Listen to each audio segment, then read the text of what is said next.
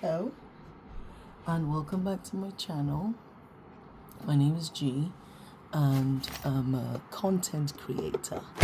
I don't know why I said that, but welcome back to my channel. And I haven't gone for a walk in a while, and oh yeah, got my nails did. My daughter picked the color. She said she wanted dark pink, so hope she approves. She hasn't seen them yet. Yeah, it was great to see one of my favorite people in the entire world, my nail technician, aka one of my very good friends. Anyway, welcome back to my channel. Thanks for subscribing. It was quite but basically I'm trying to give big ups to single parents, because single mom, single dad, you have to get more than one kid ready for school or nursery or holiday camp and then get to work. But yeah, my appointment was at 9 o'clock today, and Oksana runs a tight ship. Is it ship or shift? She runs a tight ship. Is it ship or shift? Anyway, one of them. I couldn't be late, and I had to get these two people out of the house. Fed, clothed, pack lunched. And yeah, so anyway, I did it. I even had like 8 minutes to spare. I was so proud of myself. I didn't have any nightmares, which was good. I can't remember what I dreamt of.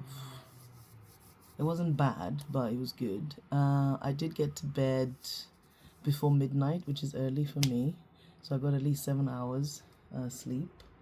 What else? Nothing to report you on the job front. I did get a call from an agent, which was lovely, and yeah, nothing more to report. But I wanted to talk about finances. I hope you guys enjoyed having Madame Primrose on the recording yesterday. It's not a regular occurrence, but it's just how it was yesterday. Right, my lips are really dry, so I'm gonna go get some Vaseline. Be back. Okay, this isn't quite Vaseline. It's not Vaseline. It's Laneige. I can't speak French. Laneige. It's a lip sleeping mask, but it's quite nice, quite pretty. I just use it as a lip balm. Normally at night after I brush my teeth. So let's make sure you keep it moisturized. So yeah, I want to talk about finances and women in particular. Now, everybody could do with, it's a bit dark, but you don't need to see me anyway. Oh yeah, I cut my hair because I'm gonna take it out. And what I do when I have long braids is I try and get at least 2 to 3 hairstyles from it. So since I did the braids, I already cut it. I cut it twice already, and then I cut it again last night because I knew I didn't have time to take it out. So, and I would have cut it anyway before I take it out. So I believe I've cut it to where my natural hair ends, hopefully. Anyway, I've got my ironing board ready, so let's talk about finances. So, one thing with women, right, I'm actually going to put this on, because one thing with women is I feel like we don't, this is not sponsored by this iron. This is a Tefal steam iron, and I love it. And I got my water and cucumber here. By the way, I'm allergic to citrus. There's a lady I met at Fumination that does mocktails, but everything had citrus, so I couldn't have it. So she's promised me she's going to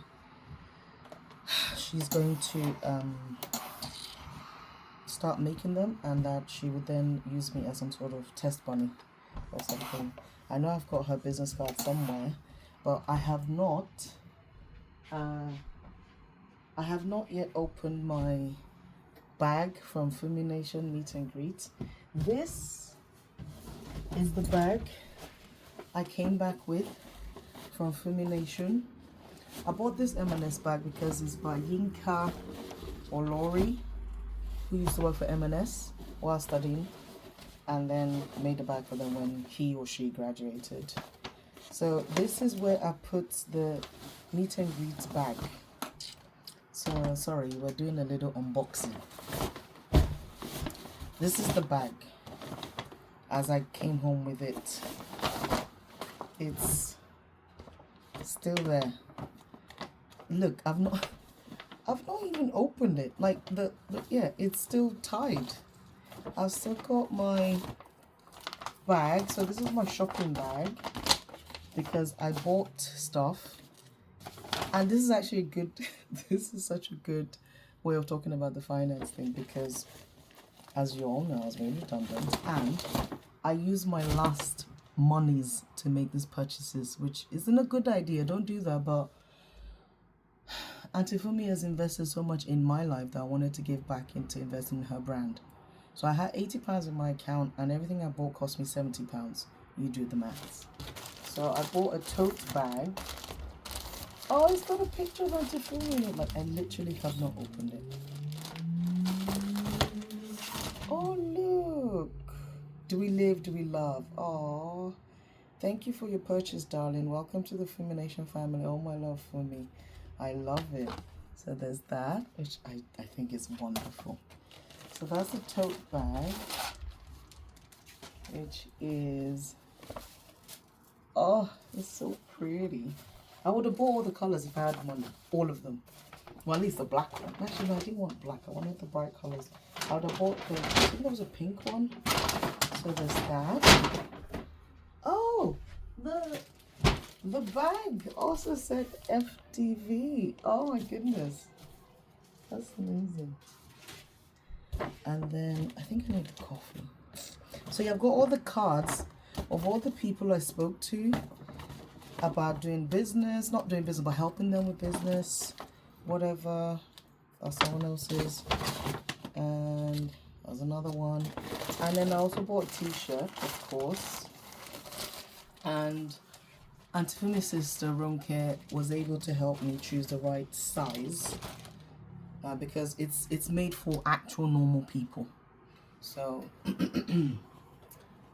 it's what is delayed is not denied, is what it says on the back, which for me is very, very apt, because I'm choosing to believe in it.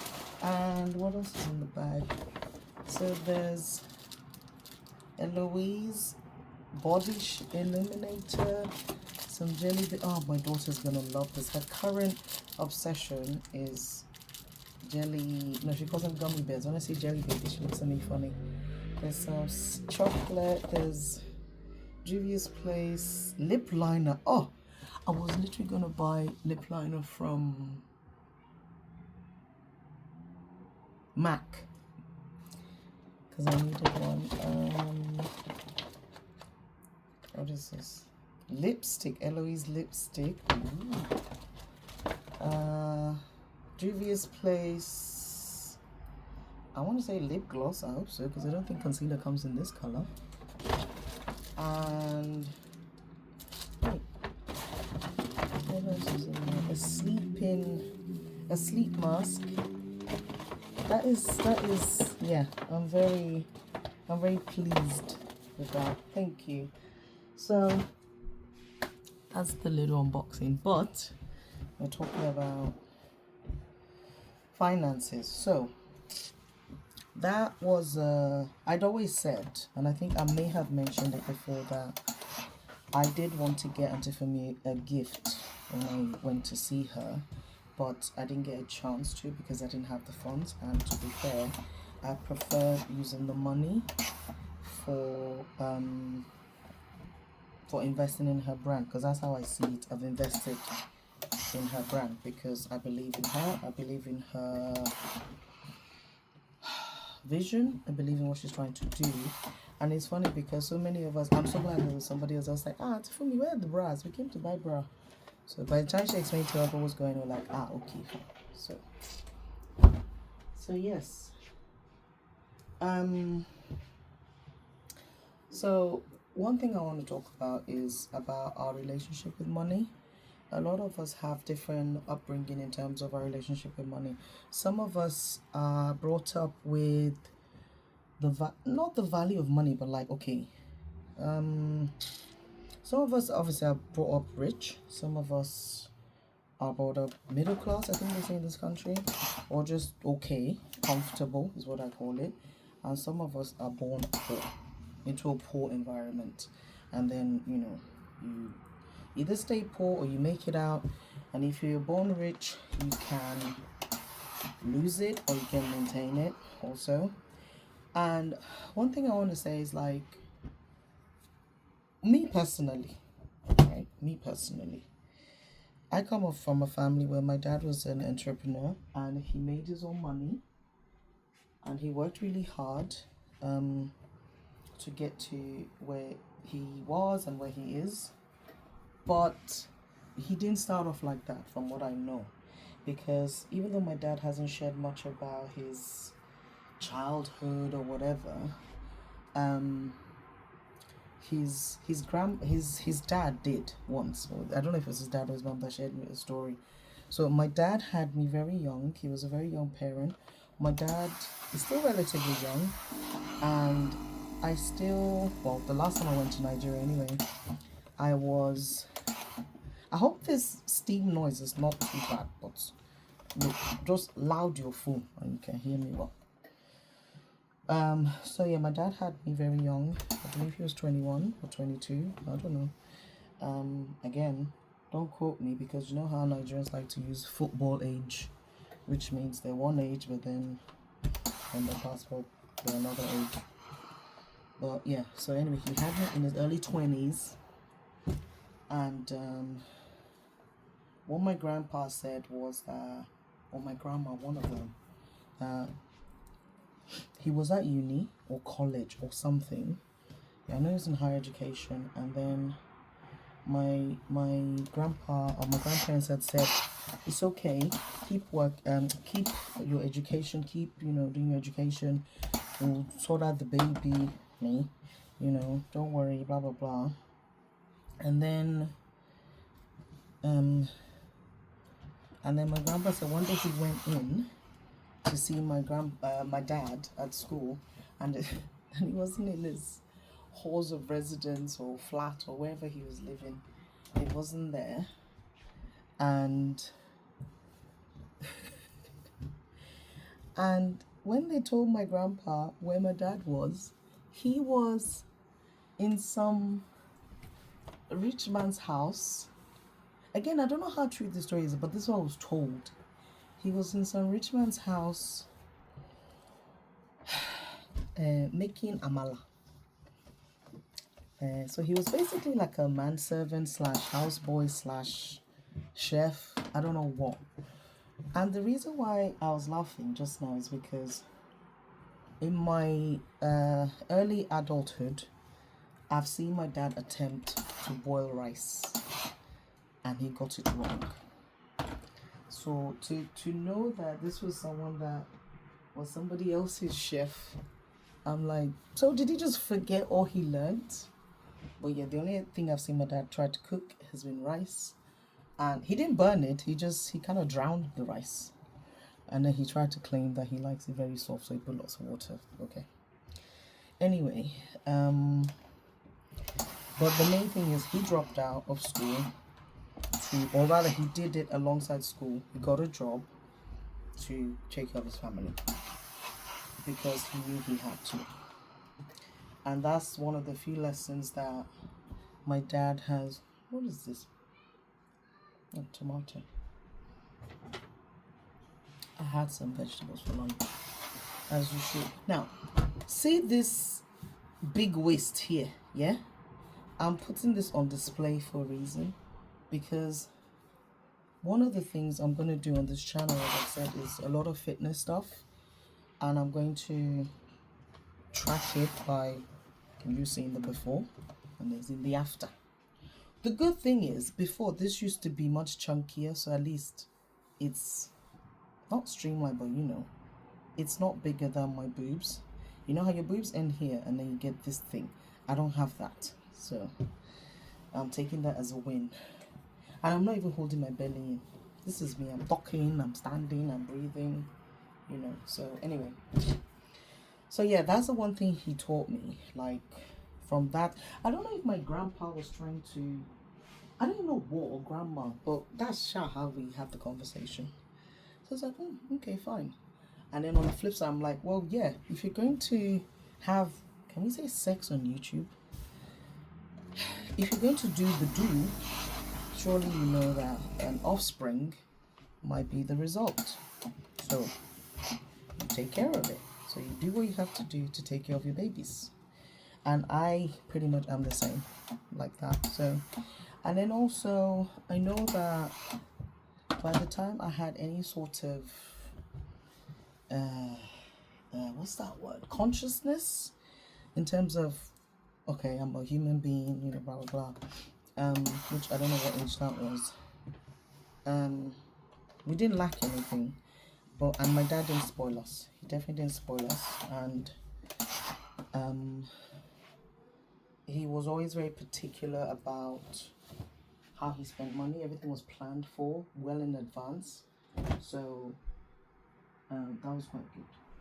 But as we got older, and I don't know if this is a Nigerian thing or if it was just my parents or my family, but I know a lot of people have experienced it as well, where because of how hard money is to come by, for most parents, there's I'm trying to pick my words very carefully. There's an expectation for you to bring back return on investment. Number one, you're the investment, and then number two, you're constantly reminded of how hard. Is there something here? You're constantly reminded of how hard that money was to come by. Okay, which after hearing about 2 billion times, you kind of get a bit desensitized to it. Like, it's just not just money. Like, and I think for some people, it might be something that would either make you demonize money or value it or something. It will basically give you a way of qualifying money. Lack of it, having it, making it, whatever. So there's that. So at some point, it became quite apparent, and I lived in a family where my dad was the main breadwinner, so obviously all the pressure was on him. It smells lovely. All the pressure was on him to bring in the money, and you know, at this point he had 2 kids. He had me and my sister, and then he did really well. He had a couple of businesses.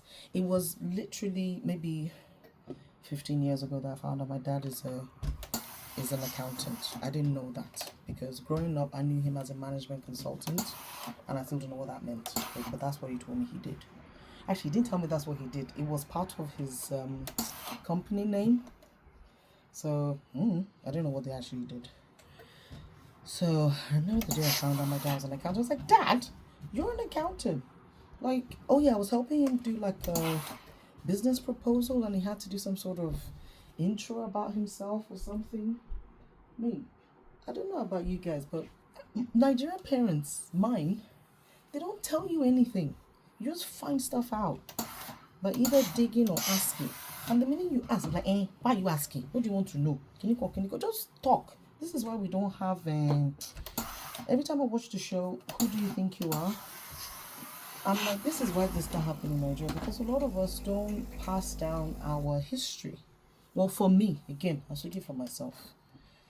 So allegedly, my grandpa was a boxer, and then he had many wives, and I don't know anything. Like, I only asked my dad maybe 4 months ago what time of day I was born.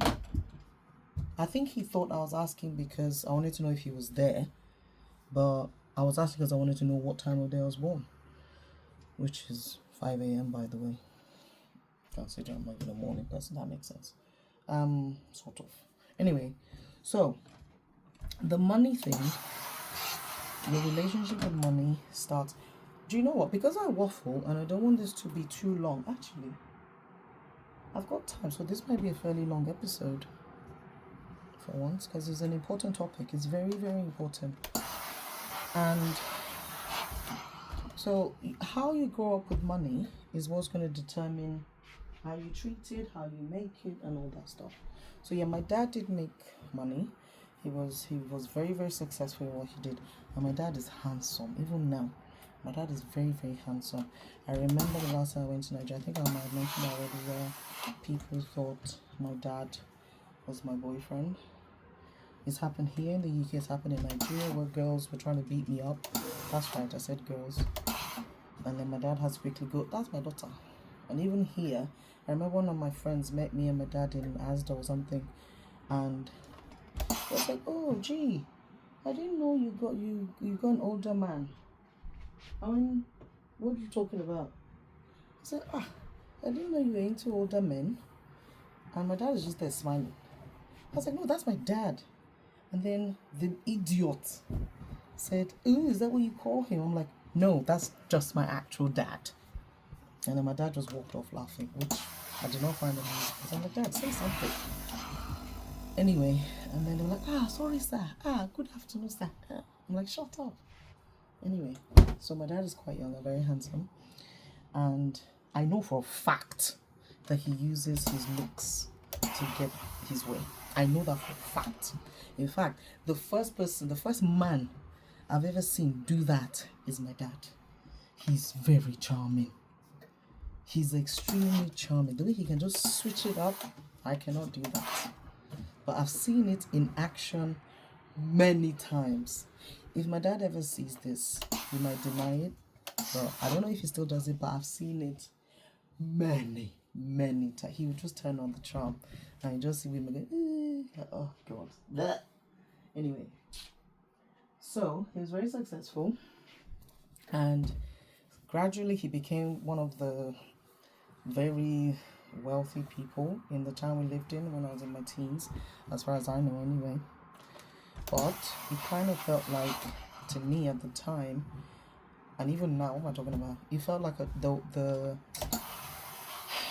I don't want to say collecting money, but asking for things like financial felt like it came with a set of conditions. Oh, if you pass your exam, and then you pass the exam. Oh, you got A. Why didn't you get A star? They don't have A star, sir. It's only A. Okay. That kind of, you have to do something to get it. So I think there was a point where I just didn't ask for money. I just didn't ask for money anymore, because I was very... I had a very sad childhood, which I'll talk about another day. And it was very like, what's the point? Like, I just stopped living, effectively. I was just existing. That's the only way I can put it. But I'll cover my childhood when I talk about mental health and mental well-being. I'll cover that then. And so I remember I used to get teased at secondary school because I didn't even have like a lot of socks to wear to school, or they'd be dirty, and people would be like, oh, how can your dad be one of the richest men in town and you don't even wear socks to school every day? I'm like, I don't have to, but kids will bully you over nonsense. And I remember when I was in secondary school back home, my dad was commissioner for water resources or something like that. And he was part of a project that was funded by the World Bank. So imagine getting picked up daily from school with a car emblazoned with the words World Bank funded. So it's almost like Nigerians removed the funded part. No, they removed everything else. All they saw was World Bank. So as far as they were concerned, my dad worked for the World Bank, but he didn't. And many a time, I had been told that I don't act like a rich man's daughter. And I didn't really know what that meant, because I didn't feel like a rich man's daughter. I felt like the most trapped something bird. Not even bird, because I don't even know. Anyway, I wasn't happy. Again, I'll get into that later. But I mean, the road we lived on was, we had an ex-Nigerian president or something living on there, or something like a big man living on there. So that was not a cheap road. The road where my dad built his house, that he paid for by himself. My dad was also in politics, and I remember with politics in Nigeria, that's where a lot of people steal money, as you know. But I remember for a fact, I used to get teased at school because my dad didn't steal money. I used to get teased that my dad didn't steal money. If he did, if he didn't, me, I don't know. All I know is I was bullied at school that, you know, my dad could not even do a politician properly. Like, how dare you be an honest politician? So on the flip side, I used to go to my cousin's place. We used to go to our cousins like where they lived. So I lived in like middle of Nigeria, sort of like what you call like the suburbs and, you know, farmland or whatever. Like nothing much happened. I remember before we moved to the house my dad built, one of the most exciting things that would happen is for the neighbors 2 doors down to come and ask if we'd seen their chicken, or like if one of their fowls had flown into our garden, and I'll be really excited to try and capture it, because that's something that I remember very well. So nothing much happened. It was very sedate, very, you know, quiet kind of thing. So my cousins and my mom, before she passed away, she lived in Lagos. So my parents got divorced. I don't know how old I was when they got divorced, but they got divorced, and I know I started boarding school from, I'm not sure, but I want to say, I think I started boarding school maybe like 9 or 8, something like that. Very, very young, very, very young. So because it was a very, from what I recall, a very testing divorce, and we were very young, like I said. And so when my mom left, or asked to leave, whichever story you want to believe, because I keep getting told lots of different stories about what really happened. She had to move back to down south where she was from, and she was not financially anything. My dad had all the money. And back then, and maybe even now, there's a lot of women in a lot of relationships where they don't have the financial independence they should have. So I know she was not financially independent. I know she didn't have any money, and she went back to Lagos to live with her sister, one of her sisters. I don't know how many siblings my mom had, because again, I lost my mom at 11. I stopped living with her. Actually, I don't remember living with her for any kind of considerable amount of time because of boarding school. So I don't know much about her, but I get flashbacks sometimes. And she lived at the time with her sister in an area called Ujuelegba in Surulere. The Nigerians would know. And it was only in my older age, I'm talking about 5 years ago or so, that I've come to find out that area, Ujuelegba, was a very notoriously bad area at the time. I don't know if it still is. And I didn't really pay attention to that, because for me, it was the happiest place in the world. It was the most magical place in the world. It was in maybe what you'd call council flats, I don't know. But I know the building my cousins lived in was called, I still remember the address of that place to this day. It was called Face Me, I Face You. So what that means is like on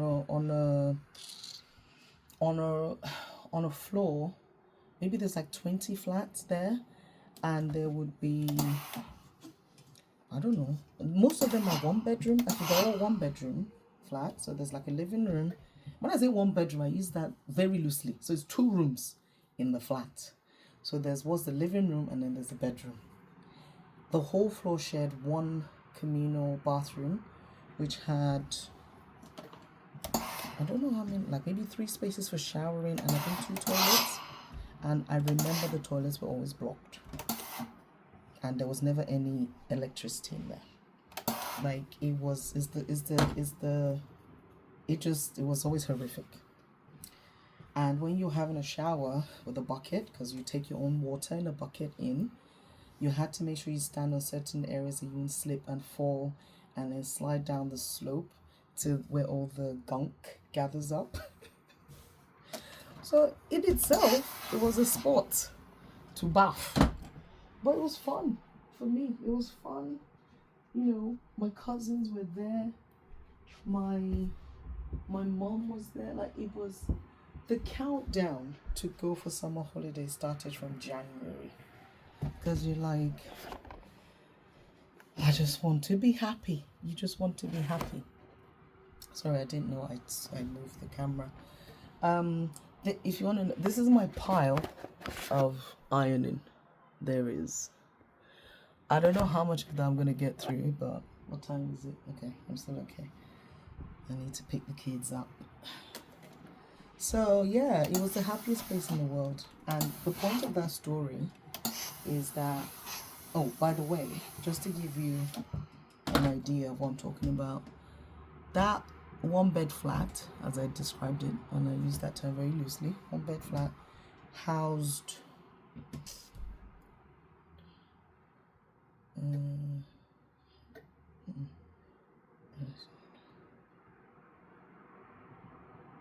about 10 people. It's just 10 people. Kids, parents, no, the parents, my auntie and my uncle, my cousins, and a couple of their kids. Everybody lived there. And at some point, they also secured a flat opposite, like directly opposite the 1-bed flat. But this one was just it's like a studio. I say studio, it was just a room. Because studio, I think, normally has like amenities, like, you know, your, what do you call it? Whatever a studio flat looks like here, it wasn't that. It was just a room. So maybe a bed sit. Anyway, I remember that room. We had gold wallpaper. When I say gold, I mean shimmery, shiny gold wallpaper. It was always super cool in there because it had an air conditioning unit that I've never experienced before. And there was always music playing. Always. There was always music playing. Blasting out of there. And my older cousins were there. They lived there. And they were working and stuff. So, you know. So they're probably paying for it by themselves. I hope so. But my point is, this place where there was literally no room for anything. We were treated like royalty every time we went there.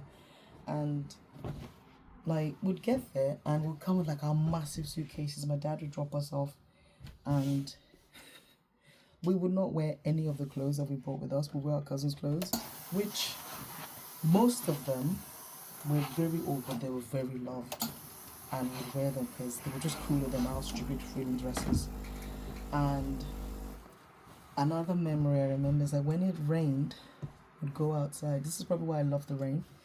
When it rained, that's when we got a proper, like, that's when we had a shower. Because you know, here you can just get under your shower. You don't know what you're enjoying. Then you do what they call bucket bath, where you literally get water in and then, you know, when it rained, it was a shower. You just stood in the rain and you get your sponge, get the soap on, and then you just shower. And then you just play in the rain until it stopped. And it was amazing. The Lagos people will tell you, the rains in Lagos are torrential. So if it catches you at home and you can go out and play in it, oh, next time it rains, for those of you that have hair, my hair, put a shower cap on and go outside. and it's just amazing. Anyway, so that's how bad things are. We used to eat. I think our main meal of the day usually would be in one big bowl, and everyone would, eat from it, sit around the bowl and eat. And I remember my auntie would try to. Oh, also there was a communal kitchen, and you have to lock your pots and stuff because you don't know which neighbor will have tea for your meat. So there was a communal kitchen. I know they also used to make some some other, like maybe warm up the food or something in the flat. It was amazing. And they would always say they would say to my cousins, like, they should let us, the posh spoiled people, they should not eat all the food. They should give us all, or sometimes they try to serve us separately, and we'd be like, no, we want to eat with all of you. We want to eat together. It was the best time. And obviously my mom was there, and I know she was going to work. So yeah, my mom stayed there with the other 9 people or whatever. Don't ask me how people slept. All I know is we slept, and we slept fine, and we slept well. Might be on top of each other, but we were happy, we were loved, we were safe, and it's, as in, I can never forget that place. And I'm always so grateful to God that I experienced that place, because it taught me single-handedly what money cannot buy. Single-handedly, that one place taught me what money cannot buy. Until today, my cousins, my auntie, I've lost my uncle now, but they were one of the most joyous people I've ever met. And they just, like, I can't, they're just different. They're angels as far as I'm concerned.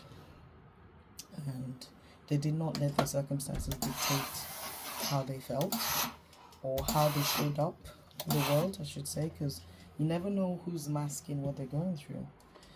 And my sister and I would have come from a very, like, every time we'd come to be dropped off, right?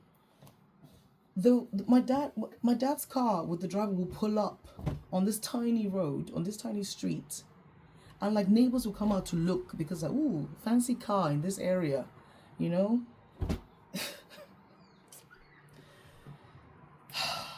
And we'll come with our dresses and our suitcases, and before you know it, we're in clothes that don't belong to us. And I remember one of my cousins, the young ones, would be like, okay, she wear clothes. I'm like, yeah, you can wear it, I don't care. But where we would have been coming from, where we live normally, I remember so the first place we lived in with my dad, because me and my sister started living with my dad when I turned 10. And that's when we stopped going to boarding school, because my dad was more settled. He had remarried, so we're more settled. So we went to live with him because my mom chose us having the best education possible over anything else. So it was like, okay, I'll see you guys summertime, and I'll see you summertime. So we'd spend the whole summer there, like 4 or 5 weeks there, and then we'd go at Christmas as well. So that's how we used to do it. And then the rest of the time would be with my dad, just going to school or whatever. So again, like I said, it's just a countdown to going to see my mom. And even though she was working for, I don't know, pennies, she would still give me, as my sister and I, she would still give us pocket money. Like if she left for work before we woke up, and she would leave us like this was when there were still coins in the Nigerian currency. She would still give us like 1 naira or something. I don't even know, but whatever that she would give it to us like coins. And if there was even spare, if she had more, that's when we'd get like a note, like an actual note. It was just, I mean, young kids, you buy rubbish, innit? But still. And I remember my sister and I would wake up and we would look towards where my mom would normally leave the money to see if she left anything for us. And it was just, anyway. But where we lived with my dad, our first house before my dad finished building his mansion, was like, it was basically a massive house it was all one level bungalow. I don't know anything about houses yet, but you know, I think it was a bungalow, one level. The main house had like, how many rooms were there? I want to. All I know there was a living room with its own bathroom, like the guest bathroom. There was 2 massive bedrooms with connecting bathroom. And then there was like a pantry, massive pantry. There was, I can remember it so well. Ask me what I did on the weekend, I can't remember, but that I can remember. And there was like a dining room. You know the types that have cabinets with good china in there? There was a dining room and there was a kitchen. So it was well laid out, it was very nice. I remember the stupid walls. The walls were covered in, so it was this paint that looks like paint mixed with tiny stones, so that you don't kind of rub up on the walls. Oh, the number of times I cut myself on that stupid wall, and they're like paper cuts. So imagine your finger just brushing against the wall, and it's like having like 10,000 paper cuts. I hated it, but it was a way to keep, especially in the living room, it was a way to just keep the walls clean, because you know, kids, hands everywhere. I think my dad bought that house like that, but again, I don't know if you know, I don't know. And we had about 5 cars, I think, because me and my sister used to have one that took us to school. It was just our car for whenever we needed to do so. We had our own driver, and so that was the main house. And there's like a patio in the front. You can sit and chill, like a conservatory type looking thing. And then there was, my dad had built, because I know he definitely built this, and he built it over a termite hill, because those things used to always come into the house. I didn't rate the builders back then, because I'm like, what kind of, did you not finish digging out the termite hill when you were putting the foundation? Anyway, so at the back was what we used to call the children's house, which is basically a 2-bed bungalow, the living room, kitchen. So that's where we were mostly. That's where me and my sister lived mostly, and then we go to the main house for stuff or whatever. And then there was another, it was called boys' quarters. If you're Nigerian, you know what that means. And it's normally where the maids or whatever lived. But I think we had like a cousin.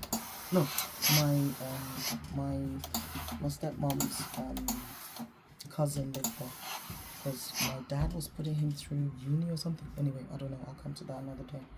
So he lived there, and then whenever we had guests, they would stay there as well. Guests couldn't stay in the main house. Like if they're not like close family, they would stay in that boys' quarter. So that's 3 buildings, right? And then we had, my dad had paved most of the outside, but we always had, like, I think they're called borders, or like flowers. We always had flowers and plants, like, you know. So there was always somewhere serene that you'd see outside or something. So that was the house I started remembering living with my dad when I was 10. And then when I was maybe 14 or so, he started building his own house, which was humongous. And I think I remember, I've said to him once before, like, because there's literally nobody there. And I kind of say to him, if you're not going to rent it out, you can rent it to Nollywood, you know, because it's huge. I don't know if it's been painted yet, but last time I was there, it wasn't painted. And I know I have a video of it somewhere. And when I find that video of that house, I'll share it. It's massive. It was a massive house. There was a mosque there because my dad was Muslim. My dad is Muslim. There's a mosque. There's a mosque. There's like an office complex in there, like a 2-story office, 1-story. I don't know, up and down. Up, is that 1 story? I always get confused with 1-story or 2-story. Anyway, 2 floors, ground and 1 office complex, and then there's like a little hut thing for just chilling, and then there was like there was a big house, and then there was another house at the back, a smaller one, and then there's like a boys' quarters, servants' quarters, whatever, and there was ample parking, free ample parking. I don't know anything about square meterage and things, so I couldn't tell you how big it was, but it was big. And I remember in the main house, there was an intercom, so that you can actually call people, because you can't hear anything because it was that big, massive house. I don't know how many bedrooms were in the main house. All I know is when it was completed, it's like 2 living rooms. The last one I was for my sister's wedding, and I think my sister's been married now for 15, 16 years. So I don't know then. Anyway, oh yeah, because then we then had another house in Abuja. So there's 3 locations there. And we had everything. We had cars, money, whatever. But I wasn't a flashy person. We weren't raised like flashy people. I had no interest in being flashy. I had no interest in finances like that because I wasn't happy there. So for me, everything we had, people from the outside looking in couldn't understand why I wasn't balling out or something. People I went to school didn't get it. But whenever I went to Lagos, where my mom was and where my auntie and my cousins were, it was, and where sometimes we had just, or rather I only had 1 meal a day because I was still happy having fun. I just, yeah. So me telling that story is to give you the, what's the English? I don't know what the English is, but to give you an idea of how different it was. Like I said before, this is going to have to be a 2-part because I needed to lay the foundations of my relationship with money.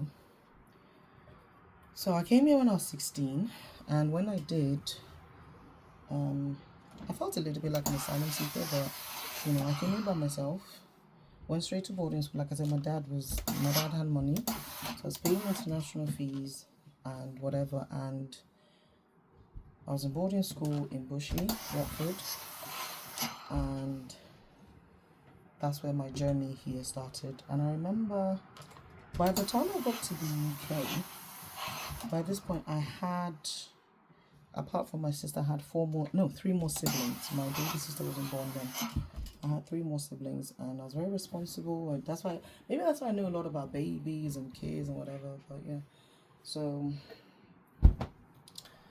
But all through being in Nigeria and even coming here, nobody taught me about money, like sat me down to teach me about money. All I knew was you're supposed to have one thing my dad said was he will educate all his kids to university level, and that's all he owes them. He'd always said that. And he'd always said, after that, you're on your own. And from what I remember, actually it's not before I remember, he was the only breadwinner and he had 6 children. So, and from the bullying that I had to endure, he wasn't stealing money. So, if he was, I don't know, but anyway, he has several businesses, and he traveled a lot. Like my dad would travel for like 2 weeks, come back home to do laundry, which between me and the washerman, the washerman would wash and I would iron. Maybe that's why I loved ironing, because honestly, it's the only time I had peace.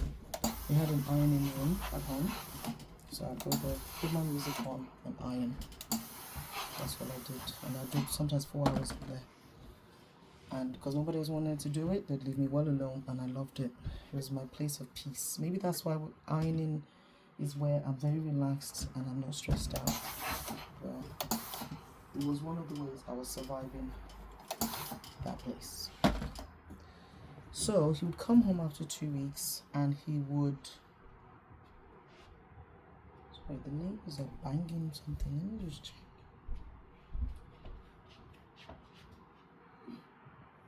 Okay, the front door is still closed.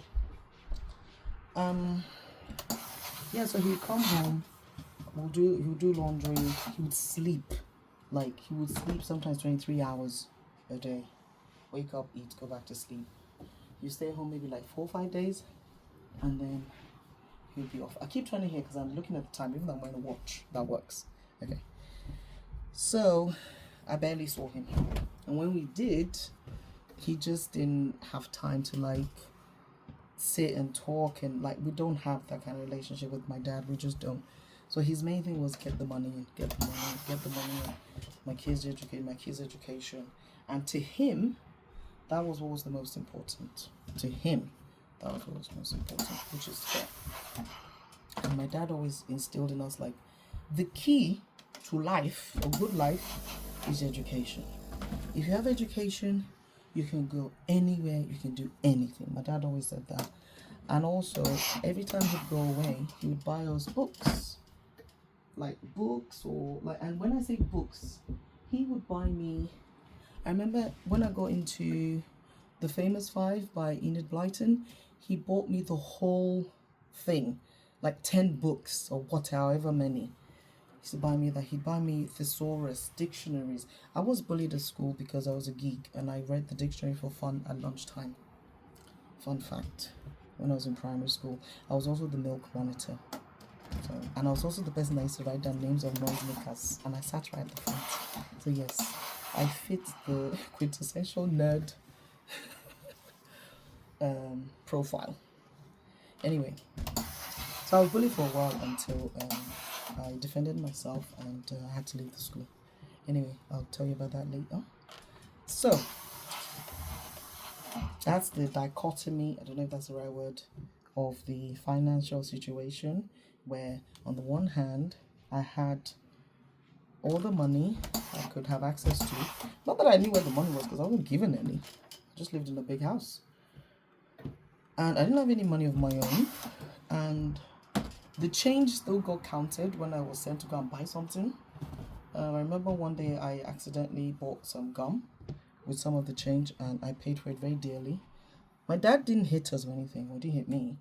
But I remember he said to me something about people that chew gum end up lying, stealing, and becoming prostitutes.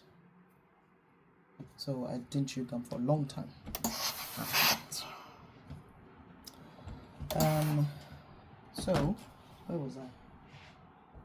So he then was like, so he sent us here, we went to school here. And then when I came here, like I said, I didn't have any financial information. I didn't have any, nobody had taught me anything. All I knew was that money was hard to come by. Money, it was hard to earn, and it did not grow on trees. That was all I know about money. And when I came here and I started boarding school, and it was like, wait, what freedom is it? And I remember my dad, he was giving me £300 a month for pocket money in my school, whatever. And I barely spent that money, because I'm like, okay, I don't need it, I've got clothes. Like, it was just weird. Anyway, I'm going to stop the story here so I can remember where I stopped. So I am stopping at talking about coming here at 16, having seen the difference. This is me doing a recap here. Having not known the difference between money, financial planning, or anything, but I definitely knew the difference between what money can do and what money cannot do. Definitely that I knew of. And the money showed me what love was and what truly matters. And I know for a fact it's really affected my relationship with money as an adult, in good and bad ways. And yeah, I will continue that tomorrow. I don't know how many pieces I've ironed, but I've now covered the bed with things I've ironed, so I don't know what's left. A lot of them are sports stuff that don't need ironing. But I'm off to go. I'm off to go get my babies now. So if I can, I'll do a record part 2 tonight, but I might not, depending. Yeah. Thank you for listening. I hope it all makes some sort of sense. And the good thing is I always watch my videos before I post them. I always watch them from start to finish before I post them. Like yesterday when I said I wanted to go to bed early and all that, I didn't, because I had to watch the video back when I sorted the kids out and did some cooking and blah blah blah. So I had to watch it back and then upload. So I do watch everything back So it's just to know. Actually, I watch it back, number one, to see that it makes sense, to see that it's uploadable. Is that a word? And for me to then make notes of what I've talked about. Because you need to do title and description and again, I have not watched the YouTube strategies some things properly yet, not or at all, because I haven't had time. But once I do, everything will look a bit sleeker than it is now. But thanks for listening if you did, and I'll catch you tomorrow. Have a very good evening. Again, remember to like, share, and subscribe, and catch up on all my other episodes. I think this is day 14. Today's Wednesday. Yeah, I think it's day 14 or 13. I don't know. Day something. You shall have more than 10. So thank you. Gracias. And I'll see you tomorrow.